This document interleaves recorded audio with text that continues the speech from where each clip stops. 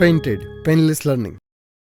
Okay હાલો આમ નોંધ કરતા પહેલા આપણે થોડુંક રિવાઇઝ કરી લઈએ ને, કારણ કે હું તો ભૂલકનો માણસ છું, મને કઈ યાદ હોય નહીં. કાલ હું ખાધું યાદ ન હોય સાહેબ, અમને બીજું બધું તો શું યાદ હોય હે ને ભાઈ? તો આપણે તો સાહેબ તમે અઠવાડિયા પહેલા ભણાવ્યું હતું, તો આપણે એક પેજ આની અંદર એડ કરી દઉં. પીપી એનો કલર કરી નાખું બ્લેક. કેવો કરી નાખું કલર? બેઝિક. હાલો બ્લેક. ભાઈ મેં તમને લખાયું હતું ઉધાર શું હોય અને જમા શું હોય, યાદ છે?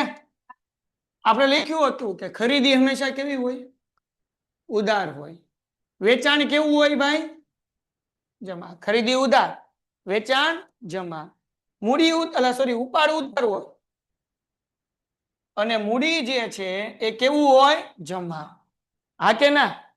પછી આપણે લખ્યું આવે એ ઉધાર, જાય એ જમા, હે ને? રોકડ આવતી હોય તો ઉધાર, રોકડ જાય તો જમા. ખર્ચા એ ઉધાર હોય અને આપણી જે કઈ પણ આવક થતી હોય, જે ફાયદો થતો હોય, એ બધું કેવું હોય? જમા. હાલો આટલી વસ્તુ યાદ રહેશે. તો આના ઉપરથી આપણે આમ નોંધ કરવાની છે. શું ભાઈ મારી સાથે બોલો, તમે લોકો યાદ રાખો બેટા. ખરીદી, બધાનો આન્સર ખરીદી, વેચાણ, ઉપાડ, મૂડી, આવે ઈ, જાય ઈ, ખર્ચા, આવક. બસ આખું આમ નોંધનું ચેપ્ટર આની અંદર આવી ગયું. નહીં માત્ર 11મા ધોરણનું, 12મા ધોરણનું આમાં આવી ગયું. નહીં માત્ર 12મા ધોરણનું, કોલેજનું આની અંદર આવી ગયું. એટલી વસ્તુમાં ડન છે. એટલું આવડે એટલે આમ નોંધ આવડે. તમારી એક્ઝામમાં 6 થી 8 માર્ક્સનું પૂછાશે. પેલો દાખલો આપણે કરીએ છીએ સ્વાધ્યાયનો 5મો દાખલો. કેટલામો દાખલો છે? સ્વાધ્યાયનો 5મો દાખલો. શું કીધું ભાઈ? નીચેના વ્યવહાર પરથી પ્રજલના ચોપડે આમ નોંધ લખો. મને તો વાંચતા આવડતું નથી, તમારે મને શીખવાડવાનું છે. જો પેલી એન્ટ્રી હું લખી, 10,000 રૂપિયા રોકડ લાવી ધંધો શરૂ. કેટલા રૂપિયા લાવ્યા? શું લાવ્યા? તો ધંધામાં રોકડ આવે કે જાય? આવે તો હવે આની અંદર કેવી રીતના આપણે ખાના બનાવવાનું હોય? પહેલા આવે તારીખ. શું આવે? તારીખ. એ હું અહીંયા બનાવી નાખું છું, હે ને? તારીખની એક કોલમ નથી ભાઈ. પીપી. હાલો ભાઈ. તો પહેલા આવશે તારીખ, આ કોલમ બનાવી નાખું. હાલો.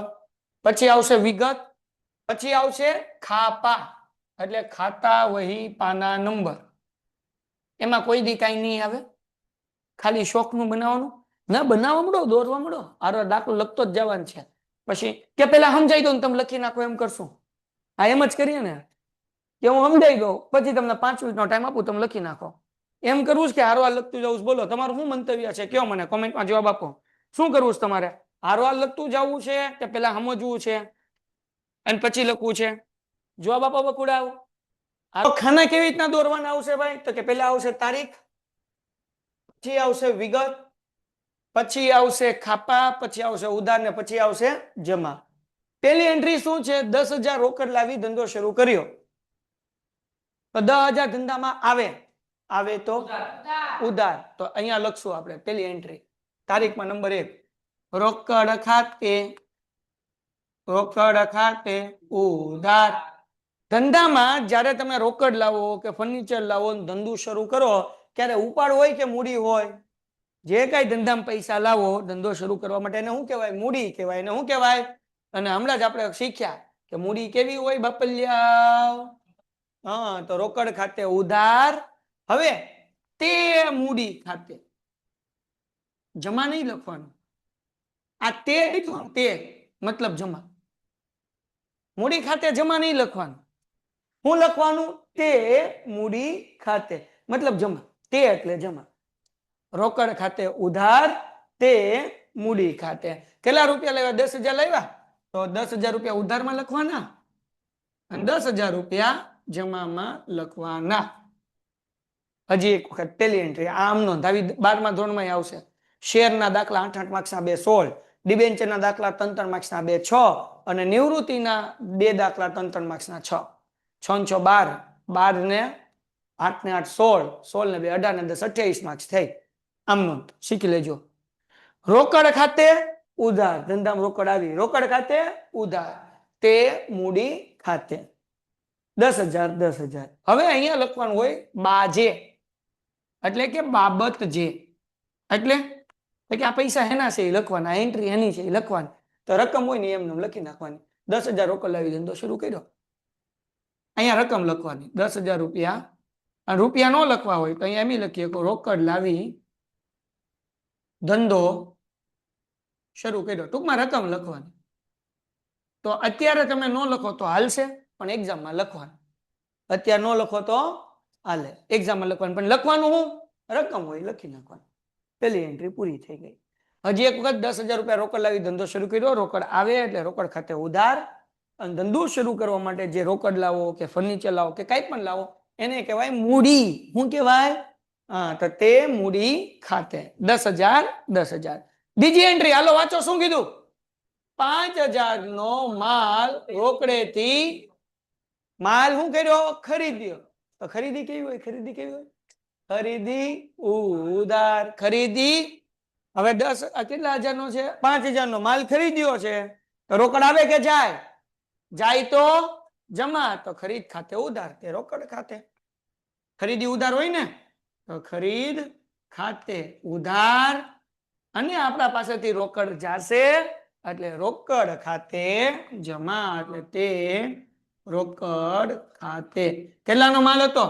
5,000 અને 5,000. અહીંયા લખી નાખું છું બાજે, પણ કઈ લખતો નથી. તમારે લખી નાખવાનું એક્ઝામમાં. શું લખવાનું? રકમ છે, એમને પૈસા નહીં લખવાના. માલ રોકડેથી ખરીદ્યો, વાર્તા થઈ ગઈ પૂરી. હાલો ડન છે? કોમેન્ટમાં જવાબ આપો ડન છે. ખરીદ ખાતે ઉધાર, તે રોકડ ખાતે. શાબાશ, ચલો ડન છે દીકરાઓ. આ બીજી એન્ટ્રી થઈ ગઈ. ત્રીજી એન્ટ્રી હું કીધું ભાઈ? 8,000 નો માલ રાજ પાસેથી શાક પર ખરીદ્યો, ઉધાર ખરીદ્યો. શાક એટલે તો ખરીદ્યો છે, તો ખરીદ ખાતે. ખરીદ ખાતે, તો અહીંયા નંબર 3 ખરીદ ખાતે ઉધાર. ખરીદ ખાતે ઉધાર. રોકડેથી ખરીદ્યો તો લખત રોકડ ખાતે, પણ રોકડેથી નથી ખરીદ્યો. કોની પાસે ખરીદ્યો છે? હે વાંચો, કોની આગળ ખરીદ્યો? રાજન પાસેથી ખરીદ્યો. કોની પાસે ખરીદ્યો છે? તો જમા કોને કરવાનું? ખરીદ ખાતે ઉધાર, તે રાજન ખાતે. કેટલા રૂપિયાનો માલ છે? હે ભાઈ, કેટલા હજારનો માલ છે? 8,000. તો 8,000 ઉધારમાં અને 8,000 રૂપિયા જમામાં. ત્રીજી એન્ટ્રી થઈ ગઈ પૂરી. બસ આવું ઈઝી છે ભાઈ પેલા બે દાખલામાં. તો પછી આગળ તો થોડુંક અઘરું હોય ને લે. હાલો એના પછી ચોથી એન્ટ્રી શું કીધું? 2,000 રૂપિયાનો માલ ધર્મદામાં આપ્યો. ધર્મદામાં આપ્યો એટલે ડોનેશન કર્યું આપણે. 2,000 ના માલનું દાન કર્યો. ધર્મદામાં આપ્યો એટલે 2,000 નું માલનું શું કર્યું? દાન કર્યું. તો આપણો ફાયદો થાય કે નુકસાન થાય? પુણ્ય મળે પણ પૈસા ન મળે. તો આમ ધંધાના દ્રષ્ટિકોણથી શું કહેવાય? નુકસાન કહેવાય. તો નુકસાન કેવું હોય? આપણે કર્યું હતું જો મેં લખાયું હતું. નુકસાન કેવું હોય? ખર્ચ કેવો હોય? ખર્ચ હોય કે નુકસાન હોય એ કેવું હોય? કેવું હોય? ઉધાર. તો અહીંયા લખવાનું ધર્મદા ખાતે ઉધાર. હું લખવાનું બાપલિયાવ? ધર્મદા ખાતે ઉધાર. રોકડ આપ્યું આપણે? રોકડ આપ્યા કે માલ આપ્યો? રોકડ આપી. ફરીથી એન્ટ્રી વાંચો, ફરીથી એન્ટ્રી વાંચો. 2,000 રૂપિયાનો માલ આપ્યો, રોકડા નથી આપ્યા. તો અહીંયા રોકડ એટલે સોરી માલ આપ્યો છે ને આપણે, તો ધર્મદા ખાતે ઉધાર, તે માલ ખાતે જમા નહીં. આપણે આની પેલાના ચેપ્ટરમાં શીખ્યા. તે કોના ખાતે આવે? કોમેન્ટમાં કયો કોને ખબર છે? મેં કીધું હતું તમે યાદ કરો કે જ્યારે માલ જાતો હોય અને પૈસા ન આવે ત્યારે એક વસ્તુ જમા થાય, બાકી હંમેશા એ વસ્તુ ઉધાર જ હોય. રોકડ નહીં, માલ જાય છે. કોને આવડે છે? કોમેન્ટમાં લખો. કોઈને યાદ છે? કોઈને યાદ છે? માલ આપ્યો છે, બોલો શું થાય? યસ, જો આ એન્ટ્રી લખી, આ ડોટ ડોટ કોટ છે. ખરીદી ખાતે ઉધાર, માલ કોણ છે? ડોટ ડોટ ડોટ નામ લખી નાખ ભાઈ, જે હોય તે. ધર્મદા ખાતે ઉધાર, તે ખરીદ ખાતે. જો ધર્મદા ખાતે ઉધાર, તે ખરીદ ખાતે. યાદ રાખવાનું. આપણે ખબર ઓલો દાખલો કર્યો તો 10,000 નો માલ આગથી બળી ગયો, ક્યારે આગથી થયેલ નુકસાન ખાતે ઉધાર, અને મેં તમને કીધું હતું કે માલ ગયો છે એના પૈસા હવે આવશે, તો ખરીદી જમા કરી હતી. તો માલ પછી એક દાખલામાં આપણે બીજા ચેપ્ટરમાં આવ્યું હતું કે 5,000 નો માલ ઉપાડી ગયા, ક્યારે આપણે કર્યું હતું ઉપાડ ખાતે ઉધાર, અને માલ જાય છે એટલે ખરીદ ખાતે જમા. તો યાદ રાખો જ્યારે જ્યારે માલ જાતો હોય પણ પૈસા આવવાના ન હોય તો ખરીદી જમા કરવાની, ખરીદી ઉધાર જ હોય. પેન્ટેડ એપ્લિકેશન ધોરણ 6 થી 12 વિદ્યાર્થીઓ માટે અપડેટ થઈ ચૂકી છે. આ એપ્લિકેશનમાં શું છે, બધા જ વિષયના વિડીયોઝ છે, ગુજરાતની બેસ્ટ ફેકલ્ટી દ્વારા લાઈવ લેક્ચર્સ છે, આઈએમપી પ્રશ્ન છે, ટેસ્ટ સિરીઝ છે, અને ગુજરાતના તમામ વિદ્યાર્થીઓ સાથે તમે તમારી કમ્પેરિઝન કરી શકો છો, ગેમિફિકેશન છે અને બીજું ઘણું બધું. તો તમે એપ્લિકેશન ડાઉનલોડ ન કરી હોય તો ડિસ્ક્રિપ્શનમાં લિંક આપી છે, હમણાં જ પ્લે સ્ટોર ઉપર જાઓ અને એપ્લિકેશન ડાઉનલોડ કરો. ઘરે બેઠીને સરસ મજાનું ગુજરાતની જોરદાર ફેકલ્ટી સાથે ભણો, સારા માર્ક્સે પાસ થાઓ. ખરીદી કેવી હોય, પણ જ્યારે માલ જાય છે, અહીંયા હું લખતો જ જાઉં, આ તમારે બનાવવાનું, માલ જાય છે તો ખરીદી જમા થાય. દાખલા તરીકે મેં માલ ઉપાડી ગયો, આપણે માનો કે કાપડની દુકાન છે મારી, હું મારા માટે કે મારા છોકરા માટે કે મારા સગાવાળા માટે ધંધામાંથી 5 પેન્ટ લઈ જાઉં છું, તો હું ગલ્લામાં પૈસા નાખીશ નહીં, તો હું માલ જાશે, પૈસા આવશે નહીં. અહીંયા આખું લખી નાખું, માલ જાય પણ રોકડ ના મળે અથવા તો રૂપિયા ન મળે, રૂપિયા ન મળે તો ખરીદી શું થાય, જમા થાય. પછી માલ આગથી બળી ગયો, પૈસા આવશે નહીં આવે તો ખરીદી જમા. હું માલ ઉપાડી ગયો, પૈસા આવશે નહીં આવે, ખરીદી જમા. ધર્મદામાં માલ આપ્યો દાનમાં, પૈસા આપશે નહીં આપે, તો અહીંયા માલ ગયો પણ પૈસા આવવાના નથી, એટલે ખરીદી શું થાય, જમા થાય. એટલે અહીંયા આવ્યું ધર્મદા ખાતે ઉધાર અને તે ખરીદ ખાતે. કેટલાનો માલ છે, 2,000 નો ને, તો 2,000 ઉધારમાં અને 2,000 જમામાં. 5મી એન્ટ્રી બિન આર્થિક વ્યવહાર. જો શિવાનીને 3,000 માલ મોકલવાનો, હજી એ કઈ મોકલ્યો નથી, આપણે ખાલી હું કીધું ભાઈ માલ મોકલી દેજે ને, તો આપણે ઓર્ડર આપ્યો છે, હજી એ માલ મોકલ્યો. આ બિન આર્થિક વ્યવહાર છે. 5મી એન્ટ્રી કેવી છે, કારણ કે જે ઓર્ડર આપ્યો છે. 5મી એન્ટ્રીમાં લખશું બિન આર્થિક વ્યવહાર, એની એન્ટ્રી આવે નહીં. એને પછી 6ઠ્ઠી એન્ટ્રી, શિવાનીએ ઓર્ડર મુજબ માલ મોકલી આપ્યો. આપણે ઓર્ડર આપ્યો હતો ને શિવાનીને, કેટલાનો ઓર્ડર આપ્યો હતો, શિવાનીએ માલ મોકલી દીધો. આપણે ઓર્ડર આપ્યો હતો, શિવાનીએ માલ મોકલ્યો, તો ખરીદી કરી કહેવાય કે વેચાણ કર્યું કહેવાય, હે શું કર્યું કહેવાય, ખરીદી કરી કહેવાય. તો ખરીદ ખાતે, ખરીદ ખાતે જમા નહીં, ખરીદ ખાતે લેવા, ખરીદ ખાતે ઉધાર થાય, કારણ કે ખરીદી તો માલ આવે, આવે તો એટલે ખરીદ ખાતે ઉધાર. હા કે ના, તો આપણે લખશું ભાઈ 6ઠ્ઠી એન્ટ્રી, ખરીદ ખાતે ઉધાર. ઓકે, એ માલ મોકલ્યો, આપણે રૂપિયા આપ્યા એને નથી આપ્યા, તો કોની આગળની માલ આવ્યો આપણને, આપણે કોને ઓર્ડર આપ્યો હતો, મતલબ શિવાનીને હજી પૈસા દેવાના બાકી છે, ખરીદી ઉધાર. તો શિવાનીને કેવી કરી નાખવાની, જમા. તે શિવાની ખાતે કેટલા રૂપિયાનો માલ હતો, 3,000 નો, 3,000 ઉધાર અને 3,000 જમા.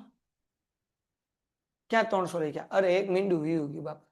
હાલો એના પછી છેલ્લો અને દાખલો થઈ ગયો આપણો પૂરો. શું કીધું ભાઈ, 2,500 જીવન વીમા પ્રીમિયમ ના ભર્યા, કેના ભર્યા નહીં. હવે સમજો જીવન વીમા પ્રીમિયમ એટલે ખબર તમને કોઈને શું થાય, હે હા શું જીવન વીમા એટલે લાઈફ ઇન્સ્યોરન્સ. હવે દાખલા તરીકે હું એક્ઝામ્પલ આપું, હું ભરું છું જીવન વીમા પ્રીમિયમ, દર વર્ષે મારે 20,000 રૂપિયા પ્રીમિયમ ભરવાનું. કેટલું ભરવાનું, 20,000. આવું મારે ભરવાનું છે 20 વર્ષ લગી, દર વર્ષે 20 ભરવાના. 25 વર્ષ પછી હું જીવતો રહ્યો તો 25 લાખ મને મળશે પાછા, પણ હું મરી ગયો 20 વર્ષ કે 25 વર્ષના ટાઈમ ગાળા દરમિયાન હું મરી ગયો તો મારા ઘરવાળાને 50 લાખ રૂપિયા મળશે. ભલે 2 વખત જ વીમો ભર્યો પણ હું મરી ગયો તો ઘરવાળાને 50 લાખ મળશે. હું 5 વર્ષે મરી ગયો તો ઘરે કેટલા મળશે? જેથી ફેમિલીને વાંધો ન આવે. આને કહેવાય જીવન વીમા પ્રીમિયમ. વર્ષે 20,000 રૂપિયાનો. જેમ તમે નાની ઉંમરે લ્યો એમ પ્રીમિયમ ઓછું આવે, જેમ મોટી ઉંમરે લ્યો એમ પ્રીમિયમ વધારે આવે. સમજાણું કે નહીં? હવે હું વીમો લેવા જાઉં ને તો 20,000 ની બદલે મારે હવે પ્રીમિયમ થઈ જાય 30-35,000, કારણ કે મારી ઉંમર વધી ગઈ. મેં 4 વર્ષ પહેલા વીમો લીધેલો છે. કેટલા વર્ષ પહેલા? હા, તો આવું તમારા બાપાનો વીમો હોવો જોઈએ. ન હોય તો તમે જ્યારે કામ ધંધે ચડો તો પહેલા ખાસ કરીને જેન્ટ્સને વીમો લઈ લેવાનો. ન કરે નારાયણ, ક્યારેક આપણે રામ રામ સત્ય થઈ ગયું તો ઘરવાળાને કોઈ આગળ હાથ ફેલાવવો પડે નહીં. મારા ફ્રેન્ડ છે, હતા, ગુજરી ગયા. એજ હતી એની 45 યા 48 યર્સ અરાઉન્ડ. મોટી કંપનીના માલિક હતા.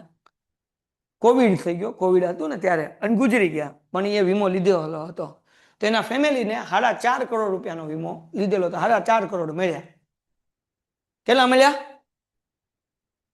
ઓકે, 4.5. વાંધો આવે? વ્યાજે મૂકી દે ને તોય તે 4.5 લાખ રૂપિયા મહિને વ્યાજ આવે.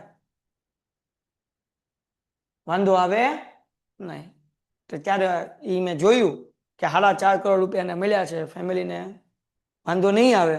મેં કીધું આ તો સારું કહેવાય. એટલે આપણે એ જ વર્ષે ટ્યુશન શરૂ કર્યા, એટલે લઈ લીધો વીમો, કે જેથી કંઈ ન કરે નારાયણ વહેલા ઉકળી જાય આપણે. હાર્ટ એટેક, હવે ગમે ત્યારે ગમે હાર્ટ એટેક આવી જાય છે. આપણે હાલતા હોય કોઈ સામેથી ઠોકીને ગયો ને માથું આમ ધૂમ થઈ ગયું, લ્યો હેમરેજ, બૂમ, સાહેબ હતા આજે હતા ને કાલ નહોતા. કેમ? તો કે વિયા ગયા. રામ રામ સત્ય. તો ઘરવાળા શું કરવાનું? સમજાણું કે નહીં? એટલા માટે તમારા પેરેન્ટ્સની ઉંમર અગર જો હજી પૂછી લેવાનું, વીમા પ્રીમિયમ જો એન્યુઅલી 30-40 હજારની વચ્ચે આવતું હોય તો પેરેન્ટ્સને લઈ લેવો જોવે. સમજાણું કે નહીં? અથવા પેરેન્ટ્સ નો લે તો તમે જ્યારે ફ્યુચરમાં કામ કરો ત્યારે આ હોવું જોઈએ. એક છે વીમો, હારવાર એક બીજી વસ્તુ સમજાવતો જાઉં, જીવન માટે કામ આવે એટલે. બીજું છે મેડિક્લેમ. ખબર છે મેડિક્લેમ શું છે? શું છે?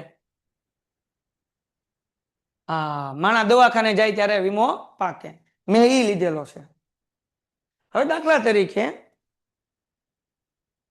આપણી આગળ એક કાર્ડ છે, કાર્ડ મોદી સરકારે આપણને આપ્યું છે, ખબર ને? ઓલું દવાખાના માટે કયું કાર્ડ કહેવાય ને? મા અમૃતમ કાર્ડ કેવું કંઈક કહેવાય.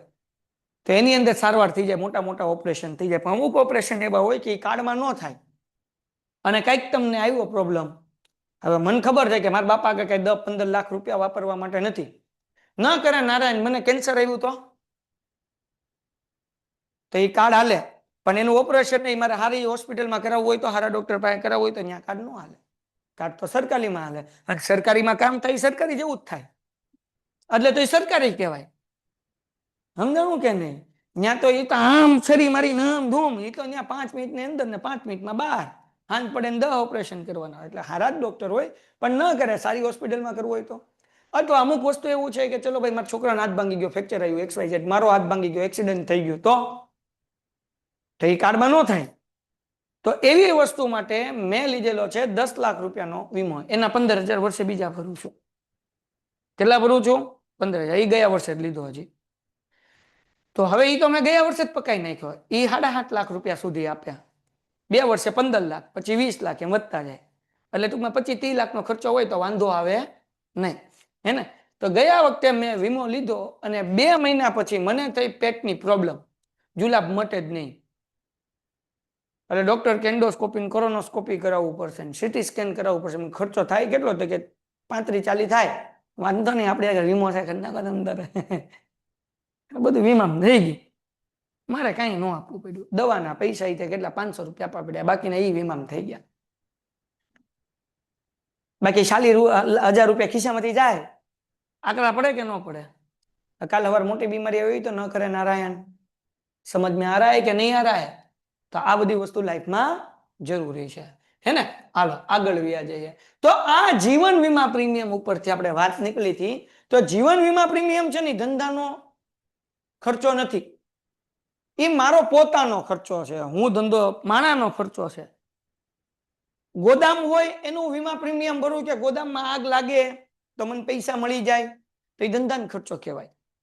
હું મારી ગાડી છે ટ્રાન્સપોર્ટની, હું લેલનની ટ્રાન્સપોર્ટ અકાડું છું, લેલનનો વીમો લઉં તો એ ધંધાનો ખર્ચો કહેવાય. પણ હું મારો પોતાનો વીમો લઉં તો એ ધંધાનો ખર્ચો કહેવાય નહીં. તો જીવન વીમા પ્રીમિયમ એ કેવો ખર્ચો છે? અંગત ખર્ચ છે. કેવો ખર્ચ છે? અંગત ખર્ચ. એવી રીતના બીજા કયા કયા અંગત ખર્ચ છે શીખી લ્યો, આગળ આવશે. એક જીવન વીમા પ્રીમિયમ છે, એક છે આવક વેરો. શું છે? એ અંગત ખર્ચ છે. પછી સ્ટુડન્ટ્સની, મારા છોકરાની ટ્યુશન ફી હું ચૂકવું, એ અંગત ખર્ચ છે. મારા છોકરાની કોલેજ ફી ચૂકવું, એ અંગત ખર્ચ છે. તો જે અંગત ખર્ચ હોય એને કહેવાય ઉપાડ. એને શું કહેવાય? ઉપાડ. તો અહીંયા જે છે જીવન વીમા પ્રીમિયમ ના 2500 રૂપિયા ચૂકવ્યા છે, એ ઉપાડ કહેવાય. શું કહેવાય? ઉપાડ. એટલે ઉપાડ ખાતે ઉધાર. ઉપાડ ઉધાર હોય ને, ઉપાડ ખાતે ઉધાર અને ચૂકવ્યા છે એટલે રોકડ જાય. જાય તો જમા, તે રોકડ ખાતે. 2500 રૂપિયા ચૂકવ્યા છે ને એટલે 2500 રૂપિયા ઉધારમાં અને 2500 રૂપિયા જમામાં. હાલો, ડન છે? હા કે ના? હાલો ઠપકારો ઝડપથી. પેલો સમ તમારો અહીંયા પૂરો થાય છે. હું 3 મિનિટનો ટાઈમ આપું, ફટાફટ દાખલો પૂરો કરો. ચલો, ડન છે ભાઈ? કોઈને કઈ ડાઉટ? બધાને સમજાણું? કોમેન્ટમાં નો જવાબ આપે અને મમ્મીને હમ. હાલો ફટાફટ જવાબ આપો કોમેન્ટમાં. સમજાણું ભાઈ? દાખલા નંબર 6 ઈ જ કરવાનું છે. અહીંયા આપણને આપ્યું છે મૂડી અને ઉપાડના વ્યવહારો. નીચેના વ્યવહારો પરથી શુભમ ની આમનો લખો. આમાં બે જ વસ્તુ છે, મૂડી છે અને ઉપાડ છે. મજા આવશે. જાગોશ બોલો કેટલા? તો આપણે ચોથા ચેપ્ટરનો બીજો દાખલો કરીએ છીએ. બોલો કેટલા? ચોથું ચેપ્ટર હાલે નવા આવેલા હોય એના માટે આજે જ શરૂ કર્યું બાપા. હાલો જોવો જરા. દાખલા નંબર 6. જાન્યુઆરી 2014 માં 1લી તારીખનો વ્યવહાર. તો મારે પહેલા તો અહીંયા ઓલું પેન્ટેડ એપ્લિકેશન ધોરણ 6 થી 12 ના વિદ્યાર્થીઓ માટે અપડેટ થઈ ચૂકી છે. આ એપ્લિકેશનમાં શું છે? બધા જ વિષયના વિડીયોઝ છે. ગુજરાતની બેસ્ટ ફેકલ્ટી દ્વારા લાઈવ લેક્ચર્સ છે. આઈએમપી પ્રશ્ન છે, ટેસ્ટ સિરીઝ છે અને ગુજરાતના તમામ વિદ્યાર્થીઓ સાથે તમે તમારી કમ્પેરિઝન કરી શકો છો.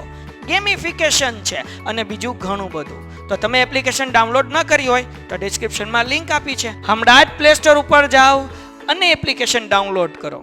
ઘરે બેઠીને સરસ મજાનું ગુજરાતની જોરદાર ફેકલ્ટી સાથે ભણો, સારા માર્ક્સે પાસ થાઓ. દોરવું પડશે ને તારીખનું. શું કીધું? 10,000 રૂપિયાનો માલ સ્ટોક, 15,000 રૂપિયાનું રોકડ અને 5,000 રૂપિયાનું ફર્નિચર અને 10,000 રૂપિયા દેવાદાર લાવી ધંધો શરૂ કર્યો. હાલો ધ્યાન રાખો, પછી લખવાનું, પેલા જોઈ લો.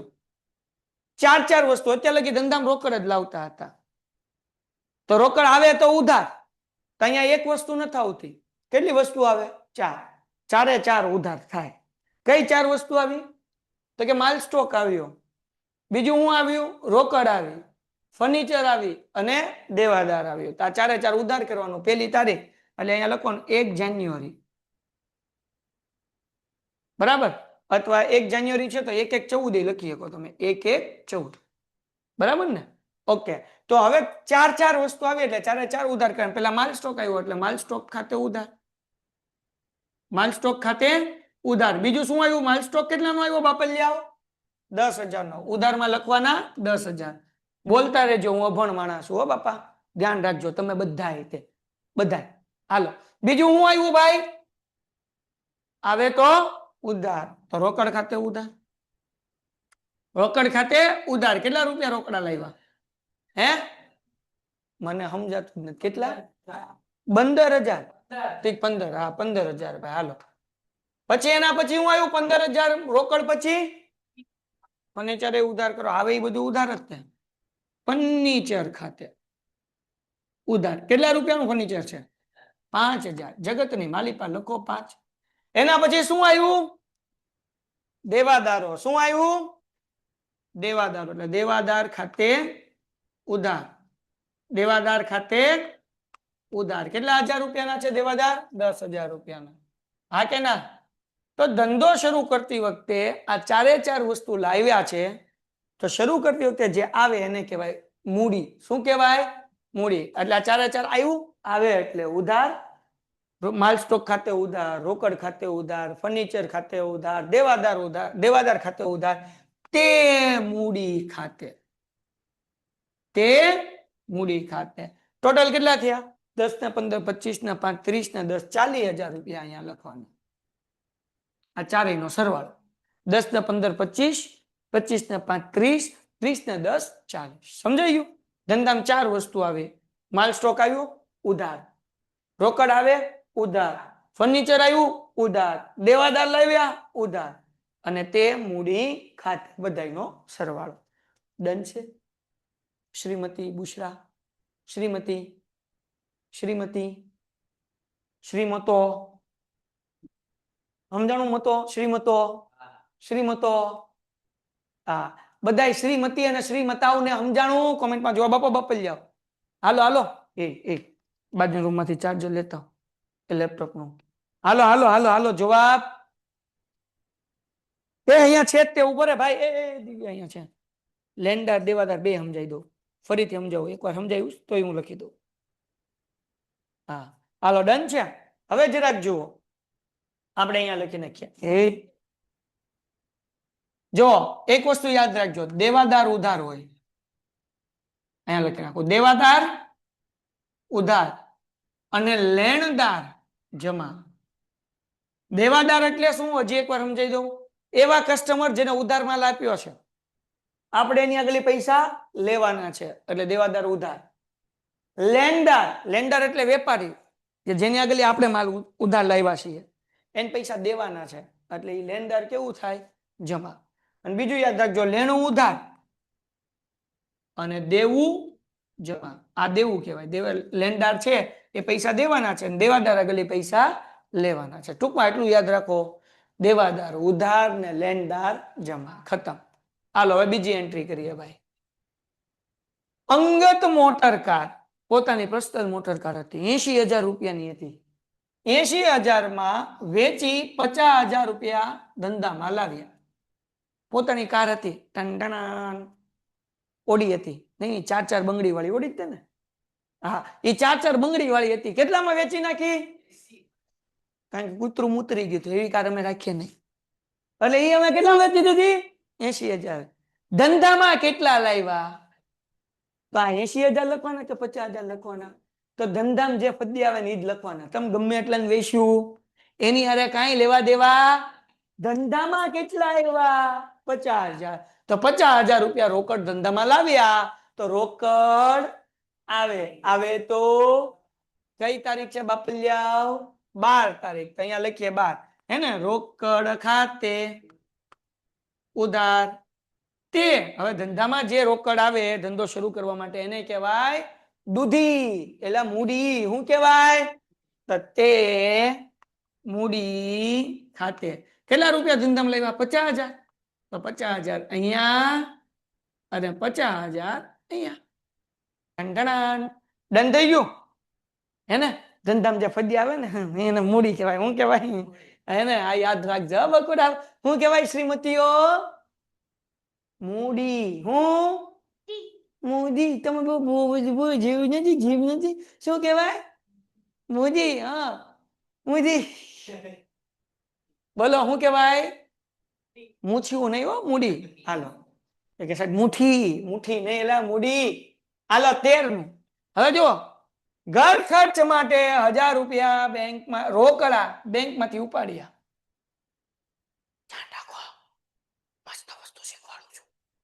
અહીંયા હું કીધું છે ભાઈ, ઘર ખર્ચ માટે 1,000 રૂપિયા રોકડા બેંકમાંથી ઉપાડ્યા. તો હું બેંકમાં ગયો, હલો બેંકમાં ગયો, સ્લીપ ભરી આપી, એ મને 1,000 રૂપિયા આપ્યા, તો રોકડ આવે કે જાય?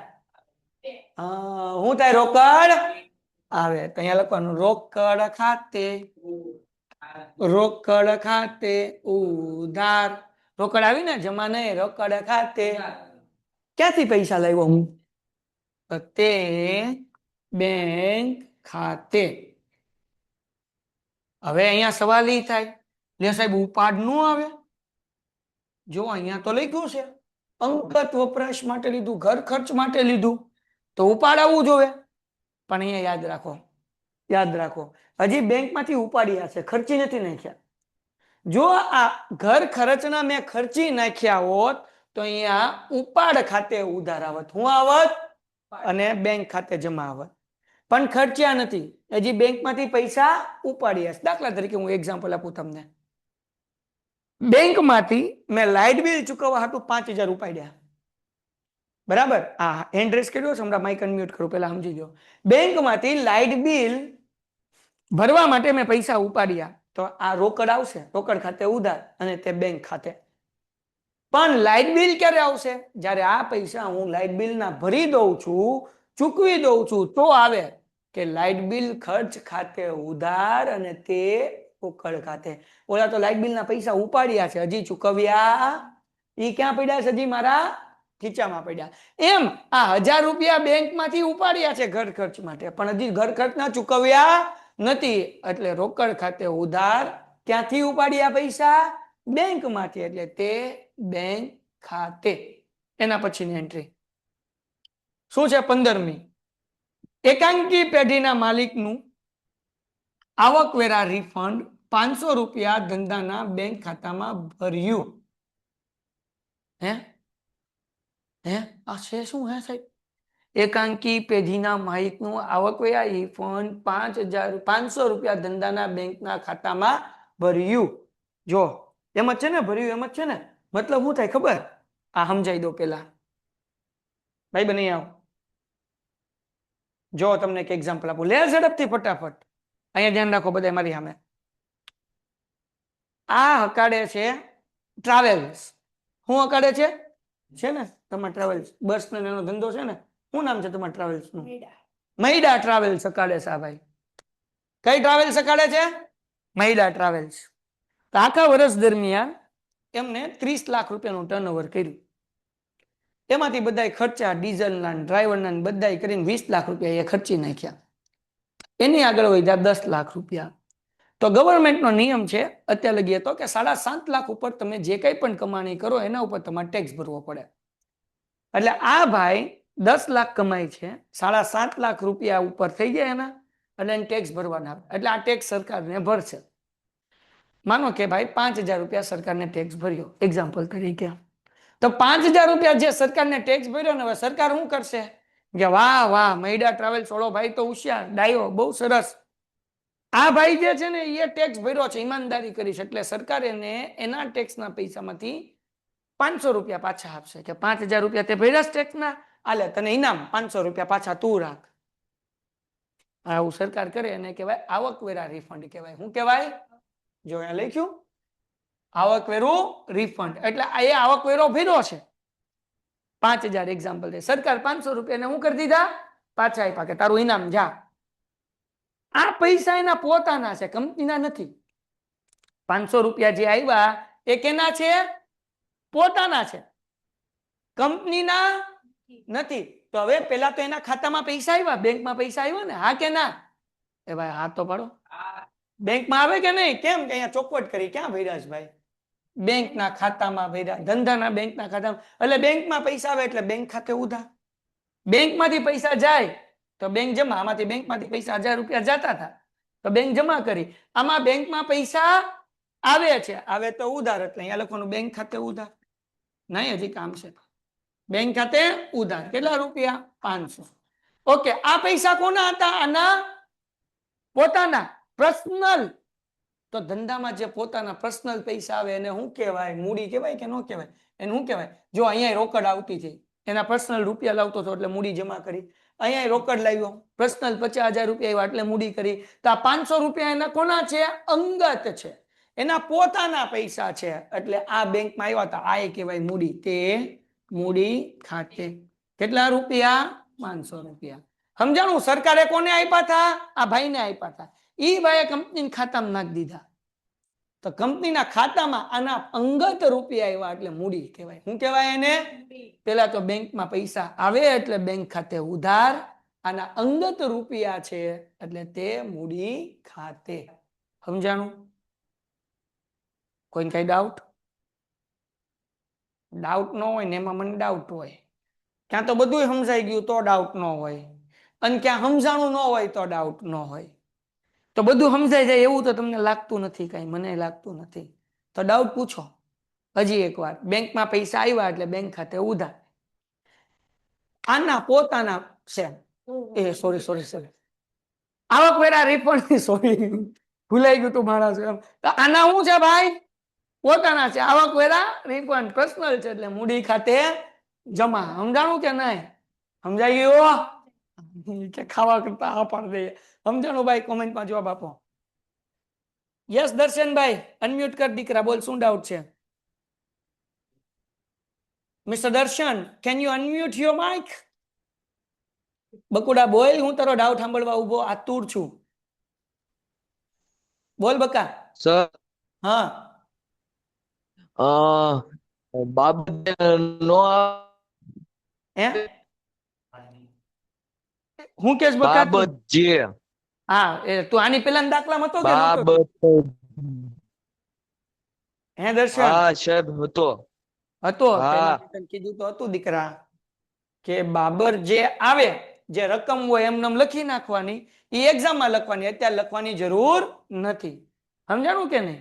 એ એક્ઝામમાં લખવાની, રકમ હોય એમનેમ લખી નાખવાની. ઓકે દીકરા? હા અને સાહેબ હા, આ બાબત જે લખીને પૈસા આમ વિગત ન્યા લાઈન નહીં કરવાની. આમ આડી લાઈન હા નહીં, કમ્પલસરી નથી બેટા. નો કરતો હાલે હો દીકરા.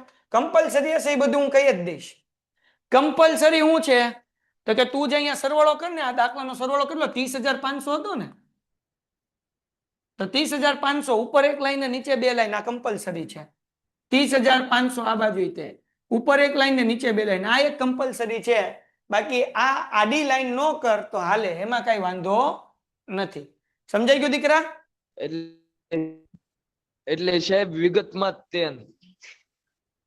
ખાલી વિગતમાં જ તે ને? હા, એ નો કરતો હાલે બેટા, હાલે. સમજાણું? એ હા ઈ કમ્પલસરી નથી. કમ્પલસરી શું છે તો કે આ સરવાળો કરવો કે નહીં, નીચે ઈ કમ્પલસરી છે, અને સરવાળો કરવામાં ઉપર એક લાઈન ને નીચે બે લાઈન એ કમ્પલસરી છે. ઓકે ભાઈ દર્શનભાઈ? ઓકે, ચલો, મને ગમ્યું ભાઈ. કોઈ કે તો ડાઉટ પૂછ્યો, નકર તો મને એમ થતું હતું કે હું સ્મશાનમાં ભણાવું છું. મારી સામે બેઠા એ બધા મુર્દા જ બેઠા છે. હા, સમજાણું? હા, આવડ્યું? હા, કઈ ડાઉટ? ના, હું આવડ્યું? એ નથી ખબર. આવું તો હોય હવે તમારું.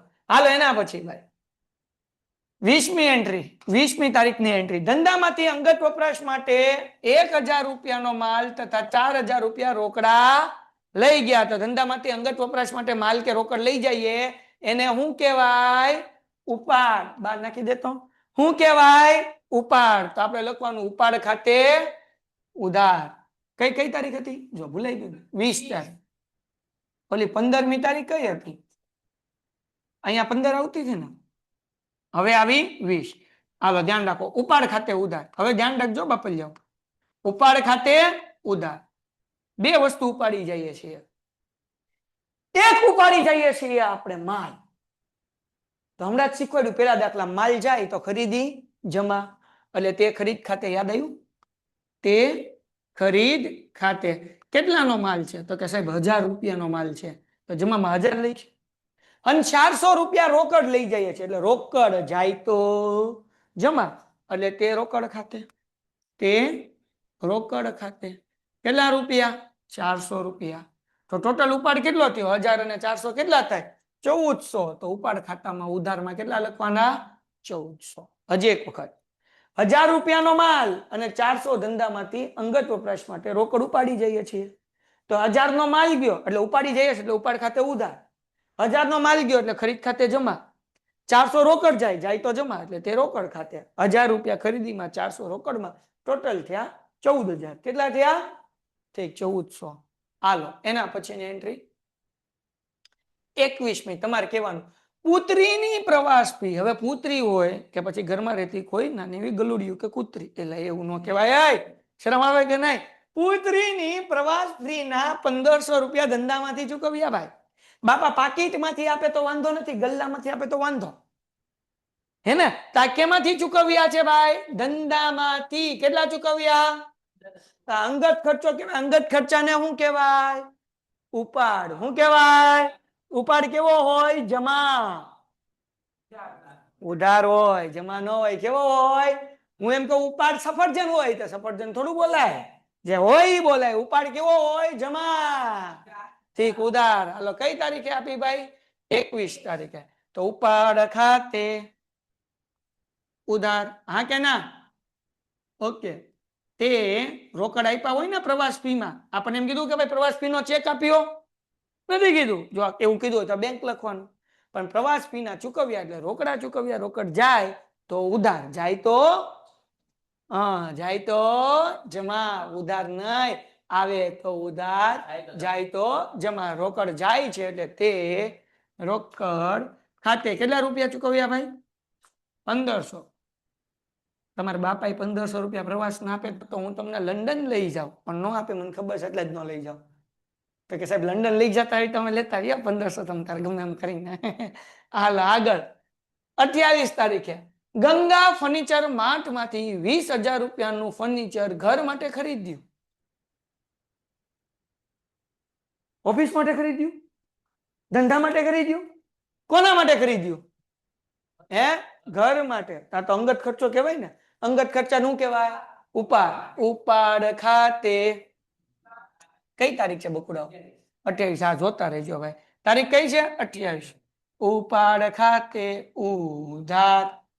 હે ને? કેટલાનું ફર્નિચર હતું? 2800 નું હતું ને?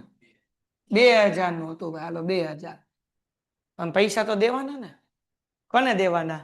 ગંગા ફર્નિચર માર્ટ વાળા ત્યાંથી લીધું એટલે તો અહીંયા લખવાનું તે ગંગા, ગુંગા ને એ, ગંગા ફર્નિચર માર્ટ ખાતે. બરાબર લખ્યું છે ને? 2000. સમજાઈ ગયું? જો ખાલી એમ કીધું હોત ગંગા ફર્નિચર માર્ટ માંથી ફર્નિચર ખરીદ્યું તો ફર્નિચર ખાતે ઉધાર આવત, કારણ કે ઓફિસ માટે હોય, ધંધા માટે હોય તો ફર્નિચર ખાતે ઉધાર આવે. પણ અહીંયા ચોખવટ કરીશ, આ ધંધા માટે નથી લીધું ડોહું. બૈરીએ કીધું ટ્રીપાઈ લેતા આવજો ને કે ઘરમાં ગડવા નહીં દો, એટલે પછી લઈ જવું પડે. બૈરી ગડવા નો દે, બાવણું જ ન કરે. ટ્રીપાઈ લાવ્યા આપણે કઈ હાથ કે ઉભા રહ્યો મને જોવા દો પેલા, એ જોવે પછી અંદર ગડવા દે. તો ઘર માટે છે એટલે આને કહેવાય ઉપાડ. શું કહેવાય? એટલે ઉપાડ ખાતે ઉધાર તે ગંગા ફર્નિચર માર્ટ ખાતે. એના પછી જિંદગીનું વીમા પ્રીમિયમ. હમણાં આની પેલા દાખલામાં આવ્યું હતું. જિંદગીનું વીમા પ્રીમિયમ હોય તો એ અંગત ખર્ચો છે. કેવો ખર્ચો છે? તેને શું કહેવાય? ઉઠાવ. એટલે ઉઠાવ ને ઉપાડ. તો ઉપાડ ખાતે ઉધાર ને કેનાથી ભર્યું છે ભાઈ? ચેક થી. તો બેંક નો ચેક જાય ને, તો જાય તો એટલે બેંક ખાતે જમા. એટલે આપણે લખશું ઉપાડ ખાતે ઉધાર. કઈ તારીખ હતી? આ જોતા રહેજો ભાઈ. ઉપાડ ખાતે ઉધાર તે બેંક ખાતે, કારણ કે ચેક થી ચૂકવ્યું છે. બરાબર ને? કેટલા રૂપિયાનું હતું? 500 રૂપિયા. લ્યો ભાઈ 500. ડન છે? કરો હલવાળો, સરવાળો ઉપાડો. હાલો કેટલો આવે છે ભાઈ? કોમેન્ટમાં કોઈ કર્યો? આ 40,000, 50,000, 90,000 એમાં 1 નાખો એટલે 91, એમાં 500 નાખો, 1000 નાખો, 400 નાખો, 1500 નાખો, 2000 નાખો, 500 નાખો. કેટલો થાય છે ભાઈ? સરવાળો કર્યો છે કોઈ? હાલ્યો બાપા હાલ્યો. સર બાબર જેના માર્ક્સ પરીક્ષામાં ન લખીએ તો કપાય? આ કપાય. જો તમને અમુક વખતે ચોખવટ લખીએ, જેમ કે 12મા ધોરણમાં ચોખવટ કરીએ છીએ કાઉન્સમાં, બાબર જે વગર, તો બાબર છે નહીં લખવાની. પણ એવી ચોખવટ ન કરી હોય તો બાબર જે લખવાનું. બરાબર? એટલે તમારે પરીક્ષામાં લખવાનું જ છે. અહીંયા સમય ન બગડે એટલે હું લખતો નથી. બાબર જેમાં સર શું લખવાનું? જે એન્ટ્રી હોય એમનેમ લખી નાખવાનું છે. પ્રશ્ન જે હોય એમનેમ લખી નાખવાનું છે. કાંઈ ચાળા કરવાનું નથી. 96,900 આવે છે ભાઈ? 96,900. 19 જણા બેઠા, બોલો સરવાળો નથી કરતા. 96,900 થાય છે. તો બે બાજુનો જવાબ હંમેશા હરખો જ હોય, અલગ અલગ હોય નહીં. તો ઉપર એક લાઈન. પેન્ટેડ એપ્લિકેશન ધોરણ 6 થી 12ના વિદ્યાર્થીઓ માટે અપડેટ થઈ ચૂકી છે. આ એપ્લિકેશનમાં શું છે? બધા જ વિષયના વિડીયોઝ છે. ગુજરાતની બેસ્ટ ફેકલ્ટી દ્વારા લાઈવ લેક્ચર્સ છે.